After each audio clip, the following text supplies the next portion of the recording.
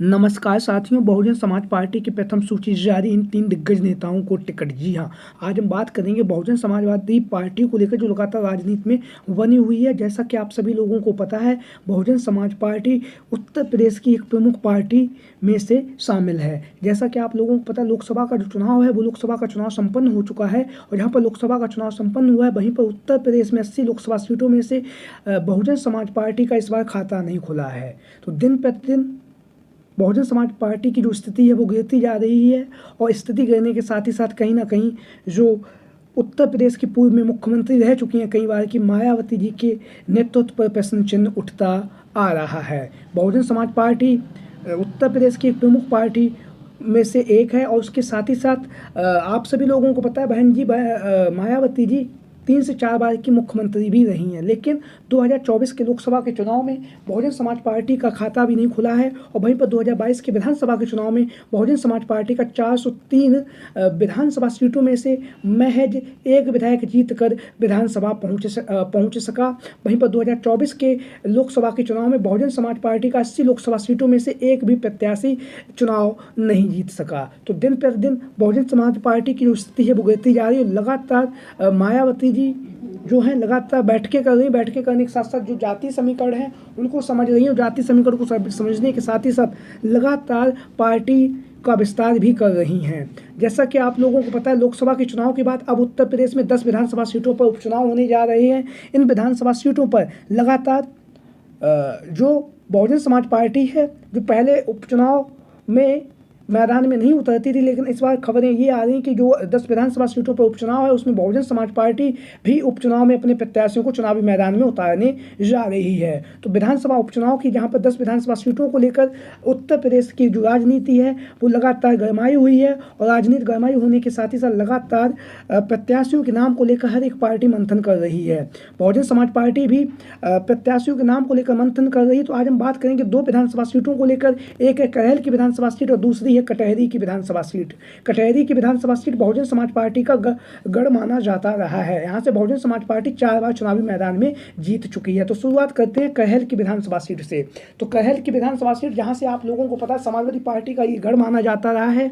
2007 से लेकर 2022 तक अभी तक ये समाजवादी पार्टी के कब्जे में ये सीट रही है। यहाँ से 3 बार सोवरेन सिंह यादव समाजवादी पार्टी से जीते। वहीं पर 2022 के विधानसभा के चुनाव में अखिलेश यादव जी के सम्मान में सोवरेन सिंह यादव जी ने अपनी जो सीट थी करहेल की विधानसभा सीट, उस सीट से इस्तीफा दे दिया और वह सीट अखिलेश यादव जी के लिए खाली छोड़ दी। उसके बाद अब जो करहेल की विधानसभा सीट है वहाँ से सपा मुखिया अखिलेश यादव जी 2022 में विधायक चुने गए, लेकिन लोकसभा के चुनाव में कन्नौज से सांसद निर्वाचित होने के बाद उन्होंने जो करहेल की विधानसभा सीट है वहाँ से अपना इस्तीफा दे दिया और इस्तीफा देने के साथ ही साथ करहेल की जो विधानसभा सीट है यहाँ पर उपचुनाव होना तय हो चुका है।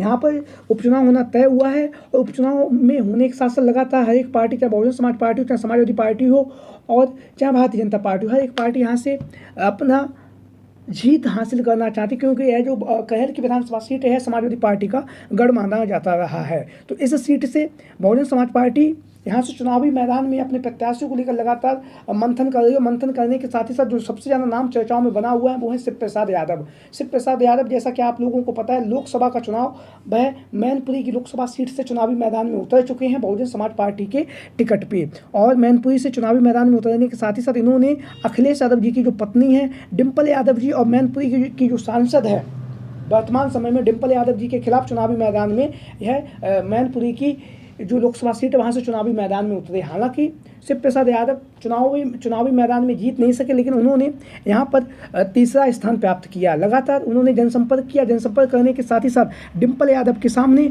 और यहाँ से आप लोगों को पता भारतीय जनता पार्टी की तरफ से ठाकुर जयवीर सिंह जो वर्तमान समय में मंत्री हैं और मैनपुरी सदर के विधायक हैं, वो चुनावी मैदान में उतरे और वहीं पर बहुजन समाज पार्टी की तरफ से शिव प्रसाद यादव यहाँ से चुनावी मैदान में उतरे थे। लगातार उन्होंने चुनाव प्रचार किया और चुनाव प्रचार करने के साथ ही साथ लगातार यहाँ पर वह सक्रिय रहे, लेकिन चुनावी मैदान में नहीं जीत सके। लेकिन अब जो खबरें सामने आ रही हैं वो ये है कि जो करहेल की विधानसभा सीट है जहाँ पर उपचुनाव होना तय है, यहाँ से बहुजन समाज पार्टी की तरफ से शिव प्रसाद यादव का जो नाम है वो लगातार चर्चाओं में बना हुआ है। शिव प्रसाद यादव समाज से आते हैं। यादव समाज से आने के साथ ही साथ जो करहेल की विधानसभा सीट है वो यादव बाहुल्य सीट है। यादव बाहुल्य सीट होने के कारण यहाँ से बहुजन समाज पार्टी की तरफ से शिव प्रसाद यादव का जो नाम है लगातार प्रत्याशी के तौर पर चल रहा है, क्योंकि यादव बाहुल्य सीट में जो यादव एकमुश्त अखिलेश यादव जी और समाजवादी पार्टी को वोट देता, उस वोट में सेल लगाने के प्रयास से बहुजन समाज पार्टी यहाँ से शिव प्रसाद यादव को कहल की विधानसभा उपचुनाव में चुनावी मैदान में उतार सकती है। इस तरह की चर्चाएं लगातार चल रही हैं और लगातार राजनीति में शिव प्रसाद यादव का जो नाम है वो लगातार चर्चाओं में बना हुआ है उत्तर प्रदेश की कहल की विधानसभा सीट पर, जहां पर अब से कुछ समय के बाद विधानसभा उपचुनाव होने जा रहा है। तो शिव प्रसाद यादव यहाँ पर कहल की विधानसभा सीट से दावेदारी पेश कर रहे हैं। वहीं पर एक जो दूसरी विधानसभा सीट है वो कटहरी की विधानसभा सीट, कटहरी की विधानसभा सीट बहुजन समाज पार्टी का गढ़ माना जाता रहा है। यहाँ से 4 बार बहुजन समाज पार्टी यहाँ से चुनावी मैदान में जीती है और यहाँ से जो पूर्व में विधायक रह चुके हैं बहुजन समाज पार्टी की तरफ से कद्दावर नेता थे लालजी वर्मा जी।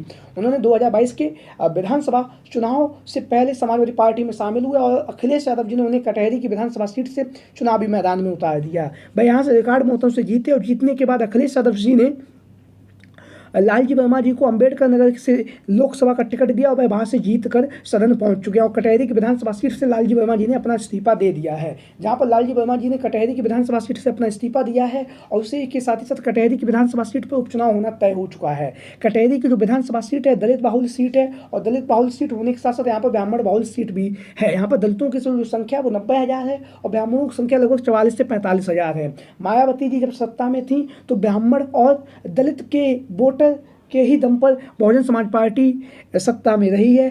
तो कटहरी की जो विधानसभा सीट है यहाँ की अगर हम बात करें तो यहाँ से बहुजन समाज पार्टी की तरफ से प्रतीक पांडे, जैसा कि आप लोग इन तस्वीरों के माध्यम से देख भी रहे हैं, जो पूर्व में 2022 में विधानसभा का जो चुनाव है वो लड़ चुके हैं कटहरी की विधानसभा सीट से और लगातार इनके नाम की जो चर्चाएँ हैं वो लगातार बनी हुई है, क्योंकि 2022 के विधानसभा के चुनाव में इन्होंने 58,000 वोट कटहरी की विधानसभा सीट से प्राप्त किए थे। तो लगातार पांडे जी का जो नाम है लगातार चर्चाओं में बना हुआ है कटहरी की विधानसभा सीट से बहुजन समाज पार्टी के प्रत्याशी के तौर पर। लगातार जनसंपर्क कर रहे हैं, लगातार लोगों के बीच में जा रहे हैं, जनता के बीच में पहुंच रहे हैं। जनता के बीच में पहुंचने के साथ ही साथ जैसा कि आप सभी लोगों को पता, अभी जो कटहरी में जिला पंचायत का जो उपचुनाव हुआ था उसमें बहुजन समाज पार्टी के जो सिंबल पर जो चुनावी मैदान में उतरे थे उन्होंने यहाँ से जीत हासिल की है। तो एक बार पुनः कटहरी की विधानसभा सीट से बसपा ने अपना दमखम दिखाया है। तो वहीं पर विधानसभा उपचुनाव में यहाँ से बहुजन समाज पार्टी की तरफ से पूर्व में प्रत्याशी रह चुके हैं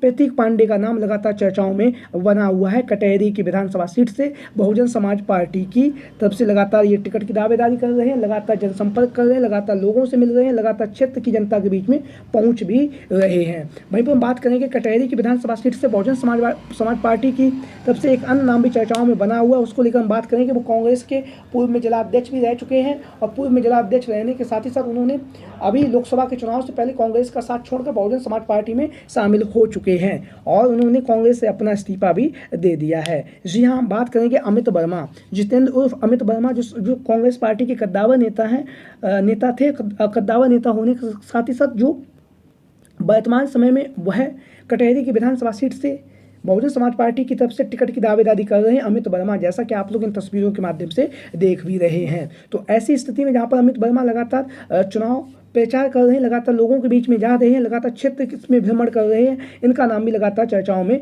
बना हुआ है बहुजन समाज पार्टी की तरफ से कटहरी की विधानसभा सीट से। तो आप लोगों की क्या राय है कटहरी की विधानसभा सीट से बहुजन समाज पार्टी की तरफ से जो अनेक दावेदार टिकट की दावेदारी कर रहे हैं उनको लेकर आप लोगों की क्या राय है? सभी साथी कमेंट बॉक्स के माध्यम से अपनी राय जरूर दें। आज की वीडियो में इतना ही। वीडियो को अंत तक देखने के लिए आप सभी का बहुत बहुत धन्यवाद एवं आभार। जय हिंद, जय भारत।